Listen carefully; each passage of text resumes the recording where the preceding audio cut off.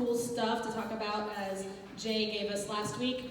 I literally found out like an hour ago I was going to do this. So my story will be short. I come from a long line of military veterans in my family.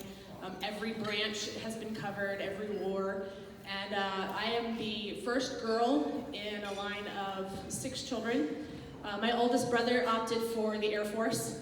We thought that was a cop-out. So my next brother decided to go to the Marines, and he validated the rest of us in that choice. So then my next brother decided to go Navy.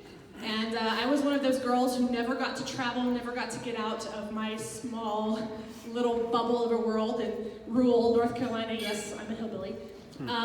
But so I decided to follow in my brother's footsteps and in my family's line. And my favorite uncle went into the Army.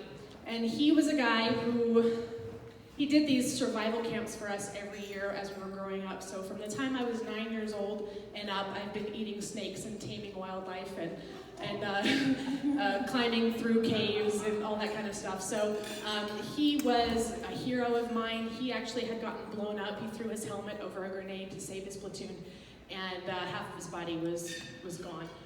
So he was sort of my role model. He was my hero, so I decided to join the Army after him. So I did not stay in long, so the story will be short. I did my basic training in Camp Jackson, South Carolina. It was like summer camp, y'all. No, there's probably not a lot of people who would say that about basic training, but having the background that I did, I loved it. I was a shy girl until I stepped off that bus and was made squad leader on my first day. I was the only person who kept that role throughout basic training, and I just had a blast.